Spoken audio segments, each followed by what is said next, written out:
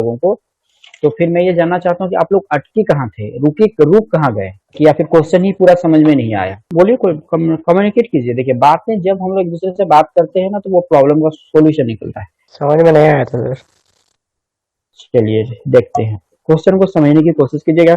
जब तक हम क्वेश्चन को नहीं समझेंगे, हम आंसर मैं बना दूं, आप लोग देख लेंगे, कोई फायदा नहीं, बाद में भूल जाइएगा। इसलिए क्वेश्चन क्या कहता है उस चीज को समझने की कोशिश कीजिएगा, ठीक है। देखिए, ए body of mass 2 kg bring drag with a uniform velocity on a rough horizontal plane। तो सबसे पहले एक हमें हॉराइजेंटल प्लेन बनाना है। वो प्लेन कैसा है? वो रफ है, रफ प्लेन है। ये प्लेन है रफ, रफ प्लेन है, ठीक है। अब इसके ऊपर एक ऑब्जेक्ट है जिसका मास 2 kg है। एक ऑब्जेक्ट है, मानते हैं। एक बॉडी है, इसका मास 2 kg है, ठीक है। अब इसको ड्रैग किया जा रहा है, मतलब खींचा जा रहा है, और एक यूनिफॉर्म वेलोसिटी के साथ इस डायरेक्शन में इसको ड्रैग किया जाता है 2 मीटर पर सेकेंड का वेलोसिटी से, ठीक है। The coefficient of fraction between the body and the surface. अब कह रहा है कि ये जो ऑब्जेक्ट है और यह बॉडी जो है, ये दोनों फ्रैक्शन यहीं पे इस दो सरफेस के काम करता है। तो ये जो दोनों सरफेस के बीच में कोफिशिएंट ऑफ फ्रैक्शन का वैल्यू है वो 0.20 है। The amount of heat generated in 5 second. तो कहता है कि यह जो यहाँ पे ड्रैग कर रहा है, खींच रहा है यूनिफॉर्म वेलोसिटी 2 मीटर पर सेकेंड तक, तो कह रहा है कि 5 सेकेंड में कितना हीट जनरेट होगा ये दो सरफेस के बीच में। ये क्वेश्चन हम लोग को निकालना है। अब सबसे पहले क्या क्या निकालना है? हमें हीट निकालना है, ठीक है। हीट जाने के लिए हमें सबसे पहले वर्क को फाइंड कर लेना होगा, ठीक है।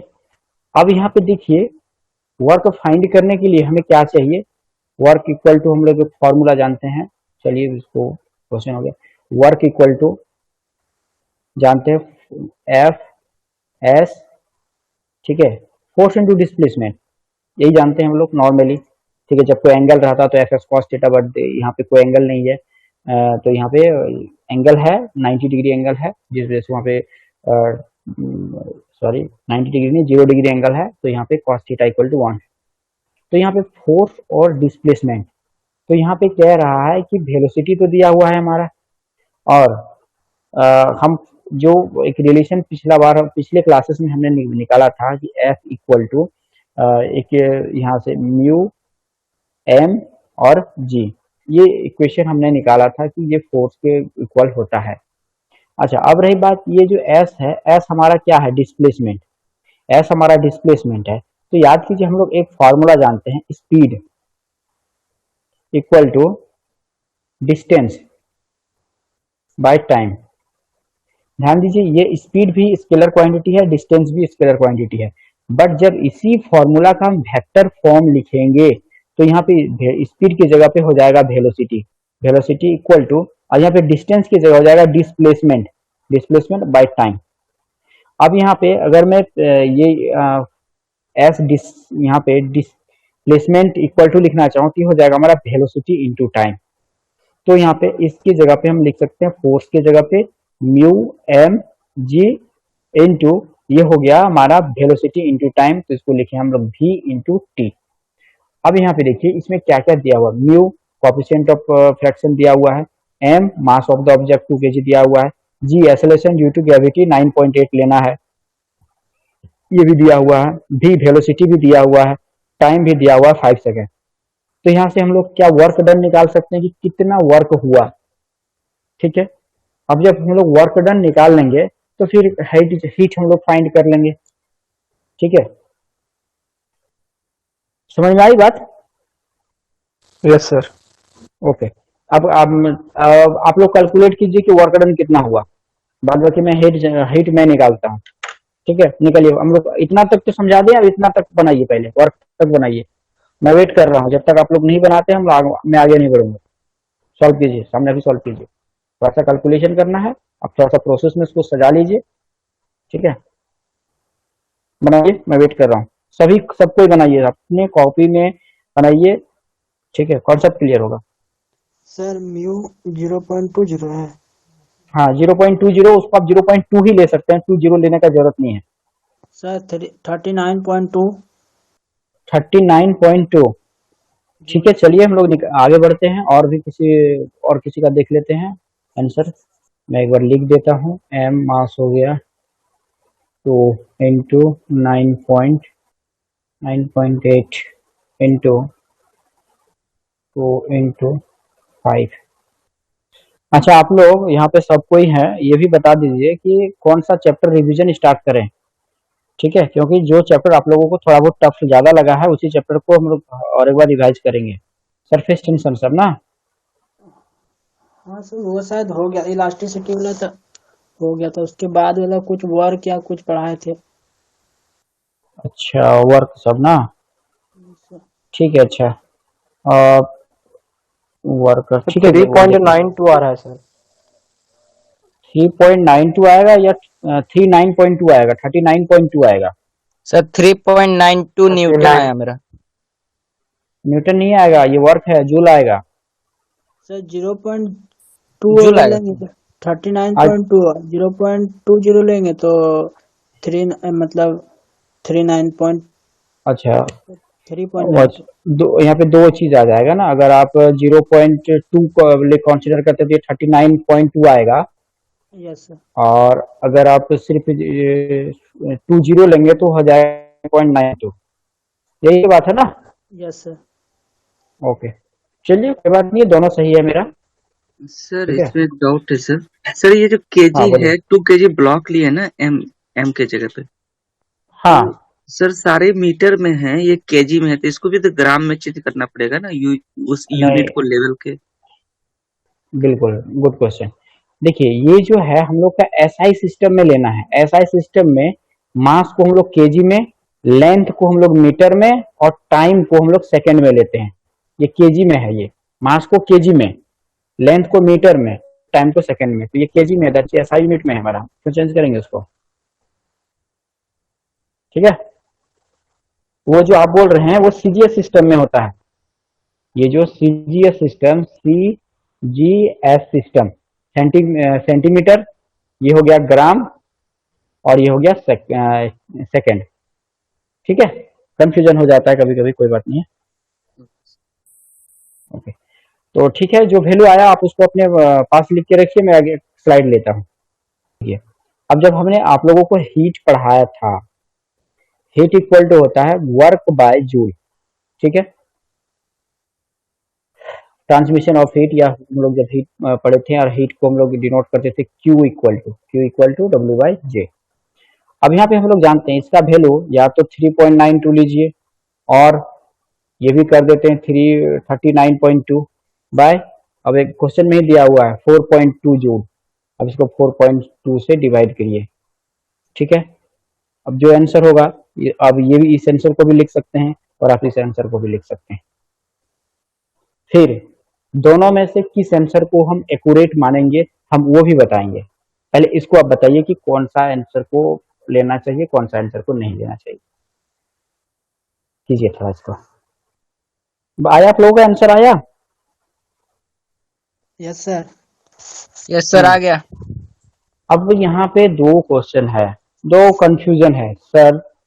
एक आया है आंसर 0.933 केल्विन, और दूसरा आया है 9.33 केल्विन। यहाँ पे हमने क्या किया था, याद कीजिए, 0.20 कंसिडर किए थे, और यहाँ पे 0.2 कंसिडर किए थे, यही तो था। Yes sir. ओके, अब हमको ये आप समझाने की बताइए कि हम लोग दोनों में से किसको एक्यूरेट मानेंगे, किसको सही मानेंगे। सर 0.2 वाला का। हाँ, क्यों हमको सही मानेंगे, याद कीजिए कि हम लोग जब वो कर रहे थे, राउंडिंग ऑफ कर रहे थे, तो वहां पे कंडीशन था। ठीक है, कंडीशन था कि हम लोग ये 2 के बाद अगर यहाँ पे अगर 4 भी जीरो दे दें, तो हमको इस जीरो को काउंटिंग नहीं करना है, सिर्फ 2 तक ही काउंटिंग करना है। ठीक है, तो ये हमारा एक्यूरेट हो जाएगा। यहाँ पे देखिए किस चीज का कॉन्सेप्ट का यूज हुआ, राउंडिंग ऑफ का। हम लोग जो राउंडिंग ऑफ जो था, rounding off number significant figure में हम लोग देख रहे हैं, सिग्निफिकेंट फिगर में एक टॉपिक था राउंडिंग ऑफ करने का, वहां का ये कॉन्सेप्ट का हमें यहाँ पे अप्लाई किया है और इसको सिर्फ 2 कंसीडर करेंगे। ठीक है, ये क्लियर है। नेक्स्ट क्वेश्चन पे आते हैं। अगला है a body of mass 10 kg is lying on a rough plane inclined. अब जितने आप 3 क्वेश्चन है सब इंक्लाइंड सरफेस पे है। ठीक है, इंक्लाइंड प्लेन पे। तो कहता है एक body lying on a rough inclined surface, एक इंक्लाइंड सरफेस है। ठीक है, इंक्लाइंड रफ सरफेस, तो इंक्लाइंड बना लिए, इंक्लाइंड रफ सरफेस। ऐसे ये हो गया हॉरिजॉन्टल प्लेन हमारा, ये हॉरिजॉन्टल प्लेन है और ये इंक्लाइंड है मेरा। अब यहाँ पे एक ऑब्जेक्ट है जो कि 10 kg है, एक ऑब्जेक्ट है यहाँ पे, इसका मास है 10 kg, 10 kg, 10 kg। ठीक, और अच्छा इंक्लाइंड एंगल ये 30 डिग्री है, यानी ये एंगल 30 डिग्री है। ठीक है, the horizontal and the coefficient of fraction is 0.5। अब ये यहाँ पे ये कैसे यहाँ पे लिख देते हैं, म्यू इक्वल टू है 0.5। अब कह रहा है the minimum force required to pull the body up the plane is. अब इस प्लेन के अकॉर्डिंग इस बॉडी को यहाँ से ऊपर खींचना, ऊपर ले जाना है, यानी इस डायरेक्शन में ऊपर की ओर ऑब्जेक्ट को ले जाने के लिए कितना सारा हमें फोर्स अप्लाई करना होगा, मिनिमम कितना फोर्स अप्लाई करना पड़े ताकि वह बॉडी ऊपर की ओर चला जाए। ठीक है, अब यहाँ पे ये फिगर कैसे बनेगा उस पे वो वाला देखिए। अब फिगर को मैं ड्रॉ कर रहा हूं,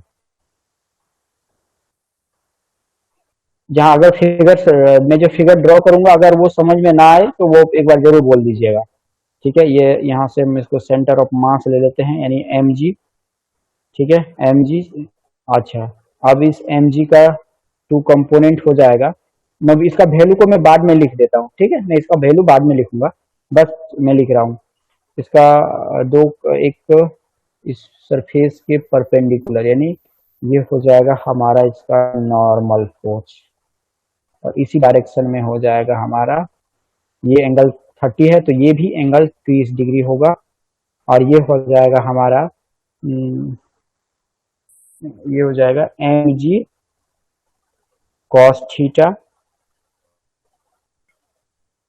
ये हो जाएगा mg sin थीटा, ये वाला हो जाएगा हमारा नॉर्मल रिएक्शन n दें या फिर इसको नाम r दें, बोथ आर सेम।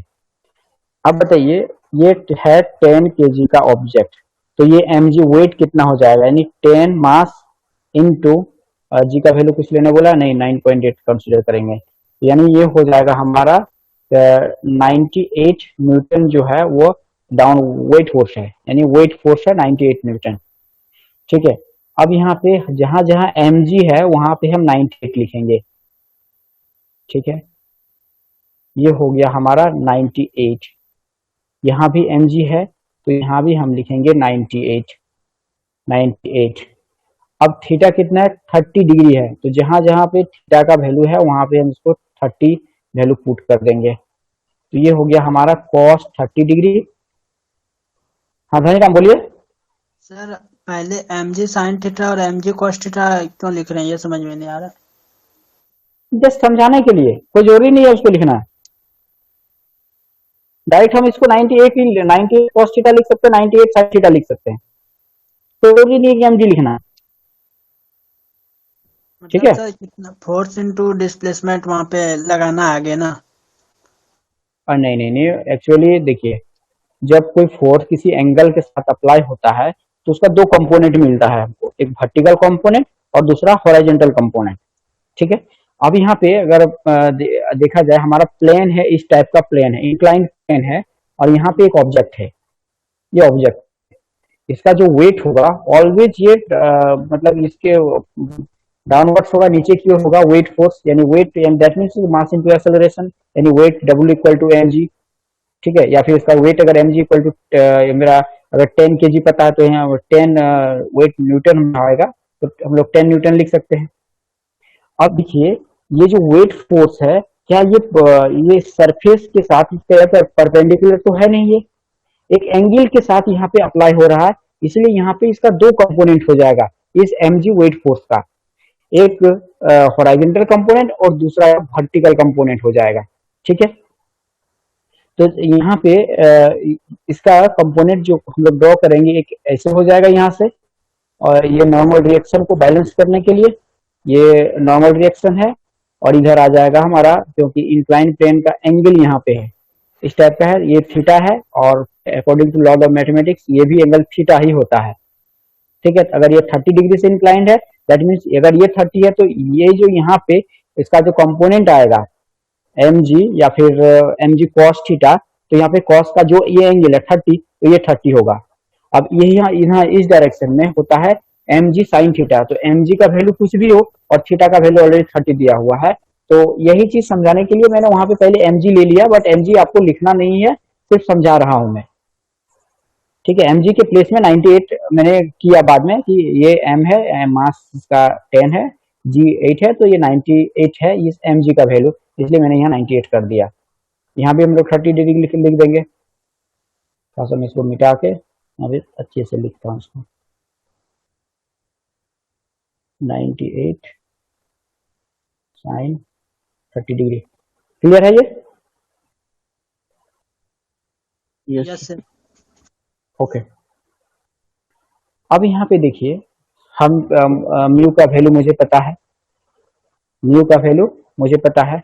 अब हम देखना है कि कितना फोर्स मुझे लगाना पड़ेगा। ठीक है, तो चलिए हम लोग एक इसका देखे थे वर्क डन, एक इंक्लाइन प्लेन पे जब हम किसी ऑब्जेक्ट को ऊपर की ओर लेके जाते हैं तो एक वर्क डन होता है, उसको हम लोग कैलकुलेशन किए भी थे और उसको निकाले भी थे, उस रिजल्ट पे हम लोग चल जाते हैं। मैं स्लाइड को एक बार वहां लेके जाता हूँ ताकि आप लोग को रिविजन हो जाए और वो कॉन्सेप्ट क्लियर हो जाए।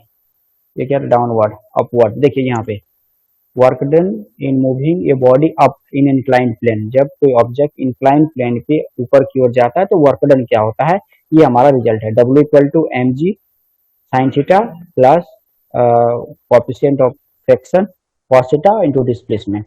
ठीक है, हम लोग रिजल्ट जानते हैं। सर हाँ बोलिए। cos थीटा के साथ में यूं लगेगा? हाँ, cos थीटा के साथ म्यू लगेगा। ये जब हम लोग कैलकुलेशन किए थे, जब ये क्लास हम लोग किए थे, तो देखे थे कि वो क्यों आएगा, कहाँ से आएगा। ठीक है, तो चलिए हम लोग आते हैं प्रोसेस के पर। तो डायरेक्ट हम लोग यहाँ पे चले जाएंगे फोर्स इक्वल टू, या फिर वर्क डन, ऊपर की ओर जब वर्क डन होगा तो जो होगा हमारा वो, या फिर वही इक्वेशन को हम लिख लेते हैं एक बार। ठीक है, चलिए इक्वेशन पे आते हैं। ये फोर्स यहाँ पे है, फोर्स मेरा ये वाला फोर्स है, यहाँ पे mg नहीं होगा, फोर्स ये वाला ये इक्वेशन है, तो यहाँ पे हम ले आते हैं इसको। तो F इक्वल टू इक्वेशन था mg common sine theta plus mu cos theta. अब देखिए यहाँ पे सिर्फ इस इक्वेशन में वैल्यू पुट कर दे, mg आप लोग जानते हैं वो 98, साइन 30 डिग्री का वैल्यू कितना होगा बताइए आप लोग, sine 30 degree plus coefficient of fraction का 0.5 इंटू कॉस 30 डिग्री, 98 इंटू, बताइए साइन 30 का वैल्यू कितना होता है, साइन 30 का वैल्यू कितना होगा बताइए। सर याद अच्छा से नहीं है, पर याद आ रहा है 1/√2 शायद है। 1/√2 साइन, और कोई? सर अब 1/2 है। ठीक है, चलिए इसके बाद मैं थोड़ा सा आपको बताऊंगा कि वैल्यू को याद कैसे। चलिए 1/2, चलिए मैं बता ही लेता हूँ। देखिए साइन कॉस टेन इस सब का वैल्यू याद रखने में थोड़ा सा कठिनाई होता है, बट मैं बताता हूँ। Sine cos 10। ठीक है, अब यहाँ से हम शुरू करते हैं 0 डिग्री, फिर आ जाता है 30 degree, 45 degree, 60 degree and 90 degree. ठीक है, अब इसका तरीका क्या है, कुछ नहीं करना है, यहाँ पे लिखना है एक मिनट, हम लोग काउंटिंग जानते हैं, काउंटिंग शुरू करेंगे 0 1 2 3 4, नीचे लिखेंगे हर एक के साथ 4 4 4 एंड 4। क्या करना है, हर एक को रूट अंडर कर देना है। ठीक है, मैं थोड़ा सा इन सबको नीचे लिखता हूँ। अब मैं लिखता हूँ यहाँ पे साइन कॉस और 10। मैं इसी तरीके से इन सबको याद रखता हूँ और आप लोग भी कोशिश कीजिए, काफ़ी आसानी होगी, दिमाग में कैलकुलेशन कर लीजिएगा। अच्छा, आप बताइए यहाँ पे cos 0 का दैट मीन्स 0/4, दैट मीन्स क्या होगा 0, 1/4 रूट अंडर है, दैट मीन्स 1/2। अब यहाँ पे देखिए 2/4 दैट मीन्स ये हो गया 1/2, ये भी √2 है, दैट मीन्स इसको हम लिख सकते हैं 1/√2। अब यहाँ पे 4 तो रूट के बाहर आ जाएगा, यानी ये √3/2, और ये 4/4 1, रूट का 1 1 होगा। अब नेक्स्ट क्या करना है, इस वैल्यू को इधर से लिखने शुरू कर देना है, इधर से 1 यहाँ पे और √3/2 यहाँ पे ये 1/2, 1/√2, ये 1/2 और ये 0। अब हम लोग 10 का फॉर्मूला 10 इक्वल टू जानते हैं, 10 equal to sine by cos. तो साइन यहाँ पे कितना है, यानी 0/1 तो हो गया 0। अब यहाँ पे देखिए 1/2 और 2/3, यानी दैट मीन्स 1/2 इंटू ये हो जाएगा ऊपर में 2 और नीचे हो जाएगा √3, दैट मीन्स 2 इक्वल टू 1/√3, यानी ये हो गया 1/√3, और ये 1/√2 1/√2 कैंसिल, तो ये हो जाएगा 1। और यहाँ पे देखिए √3/2 इंटू हो जाएगा 2/1, ये 2 कैंसिल √3, तो ये हो गया हमारा √3। और यहाँ पे 1/0 दैट मीन्स इन्फिनिटिव। तो ये चीज को अगर आप दिमाग में रखेंगे ना तो वैल्यू बताने में परेशानी नहीं होगी, इसको एक बार दिमाग में जरूर रखिएगा, और वैल्यू किसी का रटने का जरूरत नहीं पड़ेगा, आप दिमाग में बैठा के दो मतलब मुश्किल से 5 सेकंड से 10 सेकंड में आप वैल्यू को दिमाग में ला सकते हैं। ठीक है, चलिए अब हम साइन 30 का वैल्यू देख लेते हैं। साइन 30 का वैल्यू 1/2, उसके बाद कॉस 30 का वैल्यू √3/2, तो यहाँ पे हम लिखेंगे 0.5 इंटू √3/2। ठीक है, अब इसको कैलकुलेट करना है। ठीक है, मैं बहुत ज़्यादा कैलकुलेशन पे नहीं जाता हूँ क्योंकि इसके बाद और भी सवाल है, टाइम कम है। ठीक है, तो इसका कैलकुलेशन करके मैं फाइनल आंसर लिखता हूँ, आप लोग कैलकुलेट कर लीजिएगा 91.4 न्यूटन। ठीक है, यानी 91.4 न्यूटन फोर्स मुझे इस डायरेक्शन में लगाना पड़ेगा। ठीक है, इसका आंसर ये होगा 91.4 न्यूटन। इसका स्क्रीनशॉट लीजिए सब कोई। अगला क्वेश्चन है। ठीक है, और 2 क्वेश्चन है, कोशिश करते हैं कि आप लोगों को मैं हिंट दे दूं, आप लोग खुद बनाएं। देखिए एक block of mass 1 kg slide down on a rough inclined plane of inclination 60 degree starting from its top. If the coefficient of kinetic friction is 0.5 and length of the plane is 1 meter, then work done against the friction. Work done against the friction निकालना है, हमारे पास formula भी है, सारा value भी है, easily find कर सकते हैं। चलिए मैं ग्राफ बना के इसको समझा देता हूँ एक बार। ये हमारा हॉरिजॉन्टल सरफेस, इंक्लाइंड सरफेस कितना है, थीटा इक्वल टू 60 डिग्री है, 60 डिग्री। अब कह रहा है एक ब्लॉक है, यहाँ पे इस जगह पे एक ब्लॉक है, ठीक है, जिसका मास है 1 kg, यानी 1 kg का एक ब्लॉक है। ये क्या कह रहा है, नीचे चल रहा है, ये जो यहाँ से यहाँ तक, ये जो हम कह सकते हैं S बराबर है 1 मीटर, इतना चीज दिया हुआ है। वेट 1 kg स्टार्टिंग है, ठीक है जी, इतना लेना है, बस सेम वही लगाएंगे यहाँ से। अगर आप इसका ग्राफ बनाना चाहते हैं तो 1 इंटू 9.8, तो हम लिख सकते हैं 9.8 न्यूटन। इसका दो कंपोनेंट, जरूरी नहीं ये फिगर बनाना, बट मैं समझाने के लिए आपको बनाता हूँ बार बार, ताकि ये करने में आप लोगों को इन फ्यूचर कहीं कोई प्रॉब्लम ना हो। जब हम किसी एक काम को बार बार रिपीट करते हैं तो वो उस चीज को हम लोग सीख लेते हैं। तो ये हो जाएगा 9.8 cos 60 डिग्री, इस डायरेक्शन में हो जाएगा 9.8 sin 60 डिग्री। ठीक है, ये हो गया। अब कह रहा है कि नीचे की ओर object in the work done against the fan, इस ऑब्जेक्ट को यहाँ से यहाँ तक आने में कितना वर्क डन करना पड़ा। तो हम लोग वर्क डन का फॉर्मूला जानते हैं। ठीक है, फॉर्मूला मैं एक बार दिखाता हूँ आप लोगों को, ये वाला W equal to mu M G. ठीक है, जो है फॉर्मूला वो हम लिखेंगे और लिख के फिर हम लोग कैलकुलेशन कर लेंगे।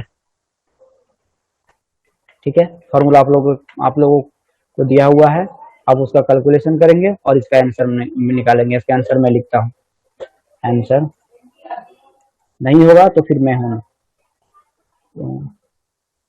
2.45 जूल। इसका भी स्क्रीनशॉट लीजिए, ये हो गया। अब पीछे वाला स्लाइड दिखाइए ना, ये वाला। ठीक है, 8 नंबर हो गया। ये लास्ट क्वेश्चन इस चैप्टर का, फ्रैक्शन चैप्टर का लास्ट क्वेश्चन। ठीक है, यहाँ पे कहता है इस क्वेश्चन को समझिए। 300 joule 300 of work is done in sliding of a 2 kg block on a inclined plane. एक इंक्लाइंड प्लेन है। ठीक है, अब कह रहा है कि इसको एक ऑब्जेक्ट है कितना 2 kg का, इसको ऊपर की ओर जाने के लिए टोटल वर्क डन करना पड़ रहा है 300 जूल। ठीक है, ऊपर की ओर ले जाने के लिए 300 जूल वर्क डन करना पड़ रहा है। हाइट ऑफ 10 मीटर, यानी कह सकते हैं प्लेन, इंक्लाइंड प्लेन टू ये हाइट ऑफ 10 मीटर, यानी ये हाइट जो है यहाँ से h जिसको हम लोग कह सकते हैं वो हमारा है 10 मीटर। ये वाला नहीं, ये वाला हाइट नहीं है। ठीक है, ये s हो जाएगा हमारा, ये हाइट है 10 मीटर का। Taking value of acceleration due to gravity is 10, इसका वैल्यू 10 लेना है। Work done against the fraction force, तो यहाँ पे जो फ्रैक्शन फोर्स होगा उसके अगेंस्ट में कितना वर्क करना पड़ा। Work done against the fraction force, कितना वर्क डन करना पड़ा, ये हमें फाइंड करना है। हो पाएगा? सबसे पहले टोटल वर्क डन दिया हुआ है, total work equal to 300 joule दिया हुआ है। अब हम एक चीज में work done against the fraction force, अब तो श्योर कोई मतलब कुछ वर्क डन करना होगा फ्रैक्शन फोर्स के अगेंस्ट में, ताकि वर्क मतलब ऑब्जेक्ट मूव करे। ठीक है, तो हम निकाल लेंगे work done against the fraction, against friction, ये हो जाएगा। ये क्या होता है, इसका जो पोटेंशियल एनर्जी होगा उसके इक्वल होता है mgh। तो मास कितना है 2 kg, g कितना है 10, h कितना है 10, तो इक्वल टू हो जाएगा 200 जूल। अब बताइए टोटल वर्क डन है 300 जूल और फ्रैक्शन के अगेंस्ट में किया गया है 200। दैट मीन्स हम कह सकते हैं जो हमारा क्या है निकालना है, work done against the fraction force निकाल देंगे। सॉरी, अगेंस्ट द फ्रैक्शन नहीं होगा, अगेंस्ट द ग्रेविटी। सॉरी, यहाँ पे मैं गलत लिखा था। फिर work done against the gravity, किसी चीज को जब हम ऊपर ले जाते हैं तो ग्रेविटी उसको नीचे की ओर खींचता है, तो उसके वो अगेंस्ट में हमें एक वर्क करना पड़ता है। और जो वर्क हमको ग्रेविटी के अगेंस्ट में करना पड़ेगा और टोटल में उसको घटा देंगे, दैट मीन्स 100 जो जूल वर्क है वो हमें फ्रैक्शन के अगेंस्ट में करना पड़ा है। ठीक है, कॉन्सेप्ट क्लियर हुआ इसका? Yes sir. तो इसका आंसर कितना हो जाएगा, तो सीधे बात इसका आंसर 100 जूल हो जाएगा। Yes sir, 100 joule. हाँ, तो ये था हमारा फ्रैक्शन चैप्टर में टोटल 9 न्यूमेरिकल प्रॉब्लम। ठीक है, तो एक बार जरूर इस चैप्टर को स्टडी कीजिएगा। न्यूमेरिकल प्रॉब्लम भी मैंने सॉल्व किया हुआ है, और भी अगर आप लोगों को करना जरूरत नहीं पड़ेगा, 9 इज द मोस्ट सफिशिएंट है। तो इसका भी आज जो मैंने क्वेश्चन ऐड किया है इसका भी मैं पीडीएफ भेज दूंगा आज, ठीक है। एक बार आप लोग यहाँ तो मैं सॉल्यूशन नहीं भेजूंगा, आप लोगों ने स्क्रीनशॉट लेके रखा है, बट एक बार कोशिश कीजिए कि क्वेश्चन को मैंने क्लास में समझाया बिना देखे आप उसको एक बार सॉल्व करें, ठीक है। सर 7 नंबर सर क्वेश्चन का स्लाइडिंग देते सर। अच्छा 7 नंबर क्वेश्चन, हाँ लीजिए इसको। और आप लोग का जो प्रॉब्लम है उसको लेके मैं बात करता हूँ, जरूरत पड़े तो मैं एक मीटिंग भी अरेंज करूंगा, आप लोग सब ज्वाइन होइएगा और आप लोग का जो प्रॉब्लम है एक बार अपनी बात जरूर रखिएगा। Okay, thank you all of you. फिर मिलेंगे हम लोग कल के क्लास में। Thank you sir. और कल एक रिवीजन चैप्टर शुरू करेंगे, ठीक है। जो भी होगा वर्क होगा चाहे जिस चैप्टर भी हो, रिवीजन शुरू करेंगे। Okay sir, thank you.